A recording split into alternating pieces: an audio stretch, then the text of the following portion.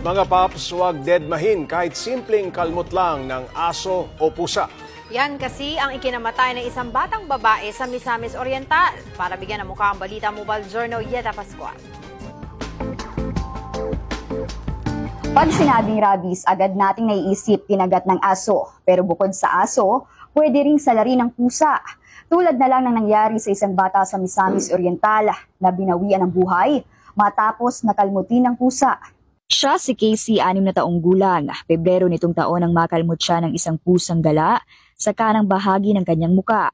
Dinedma na lang ito ng kanyang mga magulang. Gumaling naman ang sugat dahil sa kalmot. Pero isang buwan matapos ang insidente, nakakagulat na ang mga sumunod na eksena. Si Casey kasi bigla na lang na nakitang tiyan, hirap kumain at uminom. Init na init at hindi na halos nakakatulog. Hirap din siyang huminga at nahatakot sa hangin at ilaw. Pero ang pinakamalala, naglalaway, nagsisisure at naghahalusinate.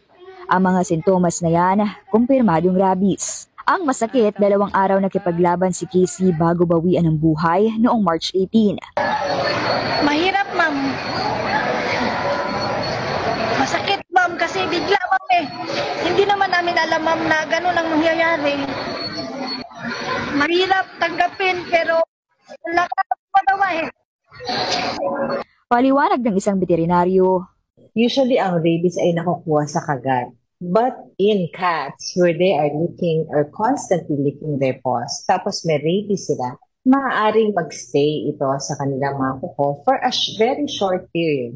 But most probably, it came from a cat scratch and nadilaan din ng pusa. It can be a direct transmission from the claws to the infected wound bite. Ayon pa kay Doc, hindi totoo na mas malakas ang rabies ng pusa o ng aso. Nakadepende raw ito sa dami ng rabies virus na papasok sa katawan.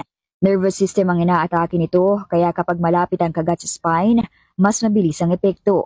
And we also have to remember that rabies virus travels at 14 millimeters per day. So kung mas malapit sa spine ang point of entry ng wound, mas mabilis mag-developing symptoms.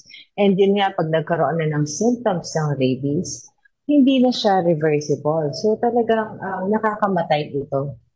Kaya kung makagat o makalmot ang aso o pusa, ibabad ka agad sa running water ng 15 to 20 minutes sa kalinisin gamit ang mild soap.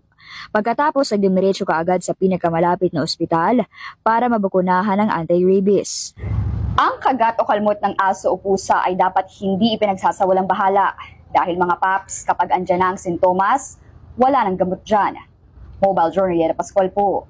Hatid ang mukha ng balita. Gusto mo bang lagi kang updated sa mga balita? Aba, ay simple lang. Mag-subscribe ka na dito sa 1PH. I-click mo lang ang subscribe button at notification bell para hindi ka nahuhuli sa mga balitang dapat mong malaman.